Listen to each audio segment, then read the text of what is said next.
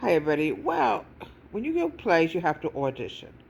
Now, sometimes when you audition for shows, folks, you don't always get in. It happens. I've been in thousands and thousands of shows, musicals, straight plays, dramas, comedy, children's theater, opera, operettas, but you don't always get into a show. Now, I could tell you a heartbreak story that actually happened to me. I was a member of a group many years ago. It was an opera group. The same guy ran it for many years. He decided, well, he thought it was time to retire. Okay, that's fine. People have the right to retire, obviously. And the group was given over to another director. And I was in the group for many years. Keep this in mind. He did a lot of operas.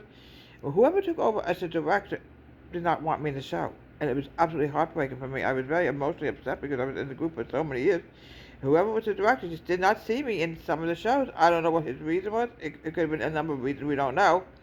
And not that he wasn't nice, he was very nice, but it just plain happens. You don't always make every show you try out for. But now, what do you do when you go audition for a show? Well, what you do, folks, is you want to look your best. Make sure you take a nice warm shower to relax you. Make sure you have your hair just so, even if you have to go to the barbershop guys or the beauty parlor women, or now they have unisex, obviously. Get your hair done. Lipstick for women. Make sure, women, you wear your lipstick, you have makeup on, so you look really nice. Guys, make sure you have your dress very precisely, very nice, so you look decent. Now, keep in mind here, you're going to be asked, you might ask to dance if this is a musical, make sure you have comfortable shoes on for dancing.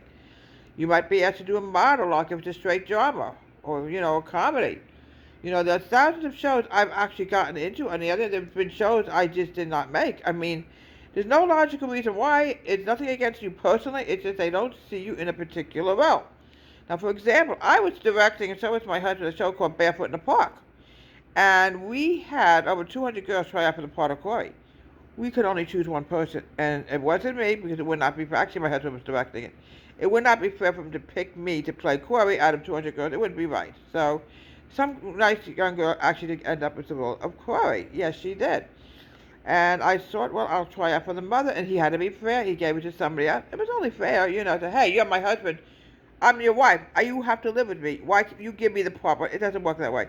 I ended up in the play either way. I ended up as a delivery girl, so I did end up in the show. But I was on like for 30 seconds, and that was it. But yes, you have to be, a director can only be fair. He has to be fair to everybody. If the director takes his wife, well, that's not a very good director. I mean, you got to be fair. Yeah, I did say that. By the way, you have to live with me, but it made no difference. He had to do what he had to do. He passed away many years ago, Wayne, and I do miss him a lot. I was talking about husbands. I lost two husbands already. I just don't have very good luck. I don't know, so... Anyway, make sure when you audition, you look your best. If it's a musical, you do a song, you rehearse your song that goes with the musical. You have to have dancing shoes on. You have to be, if it's a show like 42nd Street, bring those tap shoes along because you'll be tap dancing for your audition. From Deborah Wright's Theater, have a great day.